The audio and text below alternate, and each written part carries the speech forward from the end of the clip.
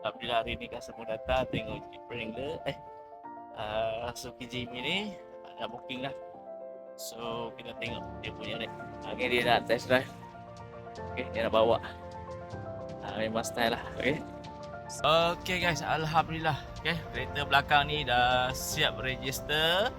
Okay, dah push pakong semua dah clear. So hari ni saya nak bawa kereta ni untuk tukar tayar off-road. Dan kita pasangkan dia tinted lah. Kita belanjakan tinted. Okay. Okay, ni sekarang kita buat proses penukaran tayar lah. Okay, ke tayar off-road. Okay, nanti kita tengok hasil dia macam mana guys. Okay, Alhamdulillah saya dah buat penukaran tayar dia.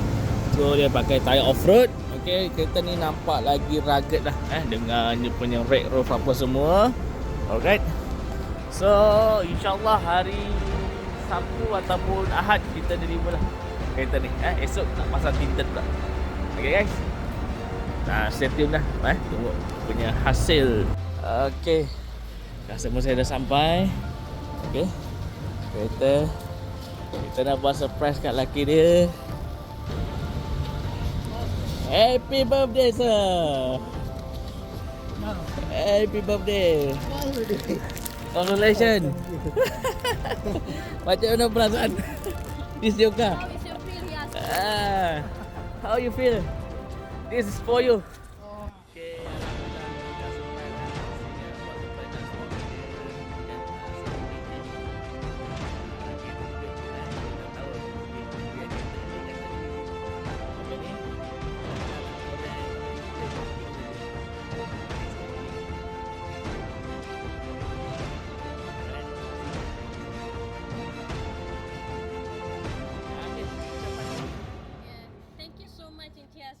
Bagi saya good service. Semua sudah siap. Okay, bye-bye. Thank you. Thank you so much. Okay guys. So hari ni saya deliver lah kereta ni Suzuki Jimny. Thank you so much. Bagi saya kerjasama nak buat yang loan ini semua. Lepas tu loan pun sudah pas. Saya tak sengaja ini loan pas ke tak, tapi dah pas. I'm so happy. Saya beli bagi suami saya. My husband birthday. Thank you so much, Encik Azmi. Alright.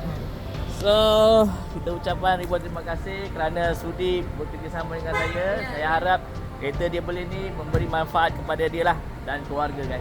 Alright. Nak beli kereta cari siapa Miss? Encik Azmi. Cari saya. Okay guys. Thank you tu. Alright, thank you. Okay, thank you. Alright. Okay, sama-sama. Alhamdulillah hari ni saya dah buat deliver. Okay, dekat customer ni lah. Keretanya sangat cantik guys.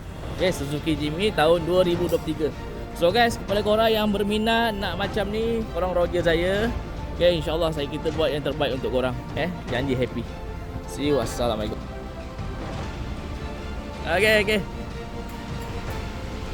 miss, terima kasih. Alhamdulillah first delivery untuk bulan Jun ni. Thank you. So guys, berminat cari saya. Assalamualaikum.